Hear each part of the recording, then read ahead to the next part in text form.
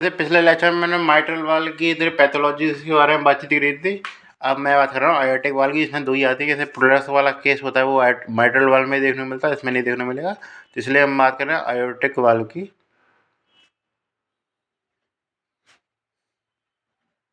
Pathology के बारे में बात करूँ, सबसे पहले आता है हमारा आयोटिक स्टेनोसिस।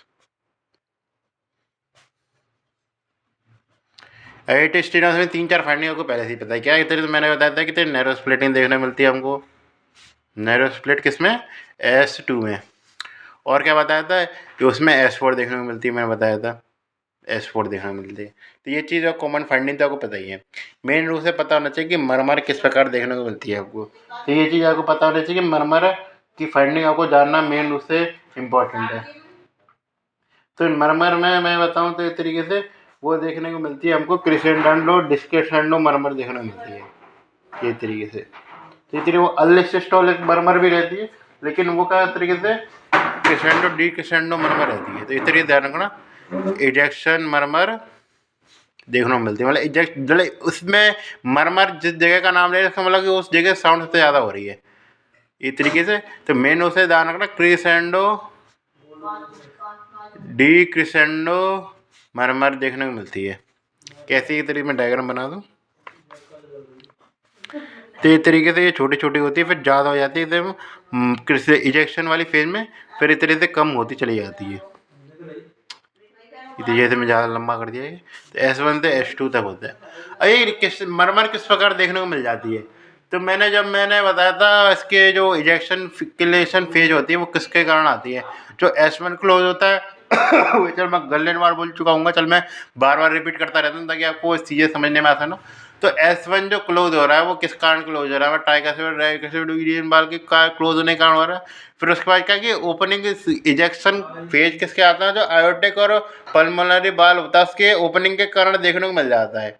ये चीज़ तो है तेरी आयोटिक और पल्मोनरी बाल ओपनिंग होती है, उसके कारण हमको देखने को मिलता है इस तरीके से इजेक्शन फेज, जिसमें क्या है एक तरीके से तेजी से इजेक्ट किया जाता है ब्लड को बाहर एक तरीके से हमारे लेफ्ट वेंट्रिकल के द्वारा ब्लड वेसल्स में।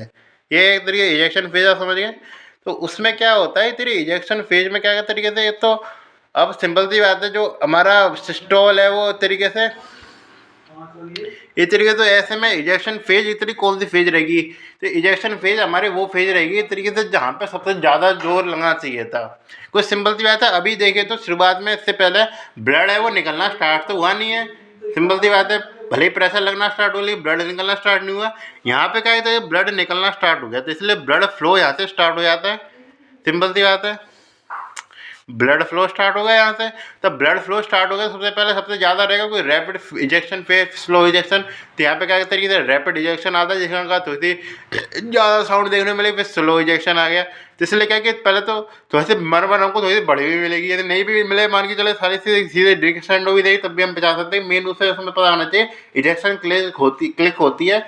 उसमें क्या है कि इजेक्शन इससे बड़ा आता है, इजेक्शन क्लिक क्यों देखने को मिलती है? आयोटिक और पल्मोनरी वाल्व की ओपनिंग के कारण देखने को मिलती है।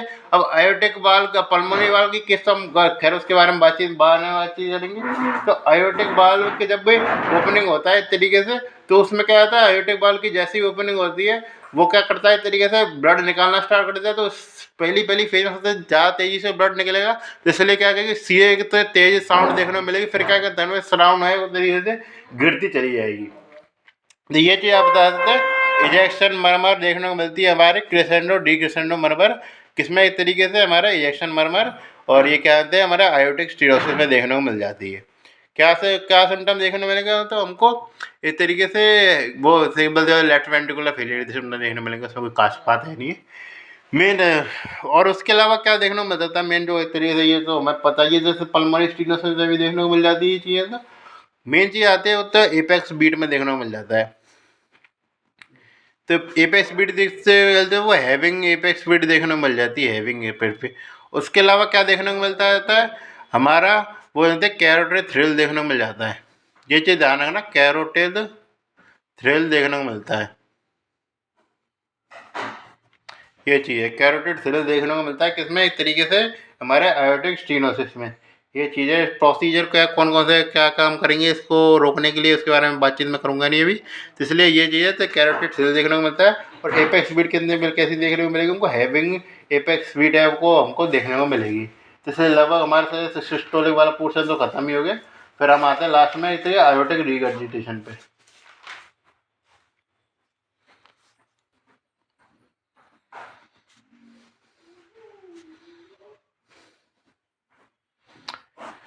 आयोटिक रिगर्जिटेशन के बारे में बातचीत करें तो क्या हो रहा है, एक तरीके से जो हमारा ब्लड है वो तरीके से जाना चाहिए था, S2 बंद होना चाहिए था, जिसके कारण क्या कि वो बंद हो नहीं रहा, ब्लड है वो लौट के आ जा रहा है एक तरीके से लेफ्ट वेंट्रिकल में। ये चीज़ हो रही है एक तरीके से आयोटिक रिगर्जिटेशन का मतलब ये समझिए।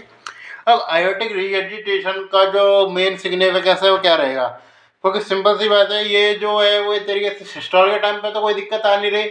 मेन रूप से हमको दिक्कत किस में आ रही है, एक तरीके से डायस्टोल के टाइम पे दिक्कत आ रही है। तो इसलिए क्या रहेगा कि S2 वाली जो साउंड है एक तरीके से वो क्या मिलेगी हमको, देख तो याद जो मिलेगी नहीं, क्योंकि सिंपल सी बात है क्लोज हमारा हुआ ही नहीं, या तो एक तरीके से बहुत ही कम हो जाएगी, या एक तरीके से मरमर में लगभग शामिल होने होती हुई देखने को मिलेगी। तो इसलिए S2 वाली साउंड है एक तरीके से वही कम हो जाएगी। मरमर की बात कर रहा हूँ मैं सीधे, उसके बाद मैं फीचर्स के बारे में बातचीत करूँगा। तो S1 से S2 तक तो कोई दिक्कत नहीं है। तो S2 में जैसे डायस्टोल में दिक्कत आ रही है, तो इसलिए क्या क्या तरीके से साउंड है वो डिक्रीज होते मिलेगी। और क्यों डिक्रीज होने को मिलेगी, क्योंकि सिंपल सी बात है जो ब्लड है वो तरीके से ब्लड वेसल में जाने है, दो है बार वापस आ रहा है। यानी जैसे मैंने बताया था ब्लैक फ्लो होता है ब्लड का, जिसके यहाँ क्या तरीके से जो बाल बंद होते हैं उसके कारण ये चीज़ देखने को मिलती है। अब बाल बंद होते हैं जिसके कारण तो S2 क्रिएट होता है। अब बाल बंद ही नहीं हो रहा, जिससे जो बैक फ्लो हो रहा था वो फ्लो होते ही जा रहा है। अब ब्लैक फ्लो में का मतलब ये तो है नहीं कि सारा ब्लड ही ब्लैक फ्लो कर जाएगा। तो इसलिए क्या कि तरीके से शुरुआत में जब फ्लो ज़्यादा हो रहा है बैक फ्लो, तब तो बढ़ी हुई देखने को मिलेगी, क्योंकि शुरुआत में नॉर्मल केस में ब्लैक फ्लो होता ही है, जिसके कारण तो S2 क्रिएट होती है। कोई ब्लैक फ्लो नहीं होगा, तो इसलिए हमारा जो हार्ट है उसका जो एयोटिक वाल है वो तरीके से बंद होगा ही नहीं। अब सिंपल सी बात है, जहाँ बंद होने का टाइम था उस समय तो ब्लड फ्लो करने लग गया। तो इसलिए जब बंद होने वाले प्रोसीजर पे बाल के अंदर ब्लड टकराएगा, तो एक तरीके से हमारी एक तरीके से हाई लेवल पे एक तरीके से क्या देखने को मिलेगी, एक तरीके हार्ट साउंड मरमर वाली साउंड देखने को मिलेगी। फिर क्या एक तरीके से ब्लैक फ्लो में भी ऐसा तो है नहीं सारा ब्लड आ जाएगा, एक तरीके से ब्लड वैसा सारा ब्लड वैसा वेंटिकल में घुस गया, तो ऐसे क्या धीरे धीरे जो ब्लड है वो एक तरीके से घटता चला जाएगा। तो इसको क्या बताते हैं हमको, अर्ली डायस्टोलिक मरमर देखने को मिलती है। सिंपल सी बात है, कैसी अर्ली डायस्टोलिक मरमर,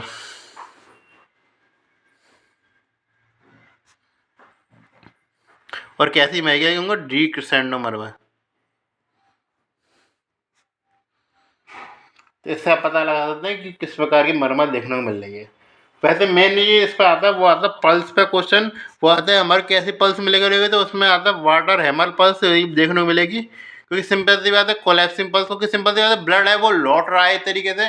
तो एक तरीके से जो पल्स में एक तरीके से जो हार्ड साउंड आती है, क्योंकि ब्लड तब भी फ्लो कर रहा है, लेकिन जो एक तरीके से दबाव बनाता था एक्स्ट्रा एक तरीके से, जो जिसके कारण क्या कहते पल्स महसूस होती थी, वो पल्स हमको महसूस नहीं हुई। क्योंकि सिंपल सी बात है हमको पल्स है वो एक तरीके से क्यों महसूस हो रही है, मान के चलो वेन्स जैसे पल्स है, जैसे हम हाथ लगाते हैं तो पल्स हमको एट्रिया में महसूस क्यों होती है, और एट्रिया पे ऐसा द्रव रहता है, कोई होने को तो ब्लड तो वेंट्रिकल वो उसमें वेन्स में ही बहता है, उसमें ऐसा तो है नहीं वेन्स में बहता नहीं है ब्लड। लेकिन क्या कि जो एक्स्ट्रा क्योंकि जो वेंट्रिकल दबाव लगाता था उसके कारण हमको एक्स्ट्रा ब्लड देखने को मिलता था। और जो एक्स्ट्रा दबाव जिसको वो जिस भी ब्लड को लगाना था एक तरीके से प्रेशर ज़्यादा करने के लिए एट्रिया में, वो मतलब आर्टरीज में, वो तो सारा लौट गया एक तरीके से। अब सारा पल्स लौट गया तो सिंपल से पल्स है वो हमारी महसूस होगी ही नहीं होगी। तो इसलिए क्या कहते हैं कोलैप्सिंग पल्स देखने को मिलती है हमको, ये चीज़ है। जैसे कोलैप्सिंग पल्स से ध्यान रखना, कोलैप्सिंग या वाटर हैमर पल्स होती है वो देखने को मिल जाती है इस तरीके से, ये चीज़ है। और उसके अलावा मैं थोड़े साइंस की बात करके चलूँ, तो साइंस दिए हुए हैं इसमें, वैसे मैं बातचीत कर लेता हूँ उसकी। तो साइंस के बारे में बातचीत करें तो वो आता है हमारे फीमोरल, वो फीमोरल आर्टरी में साइंस देखने को मिलते हैं मेन रूप से। तो इससे कि पिस्टल शॉट,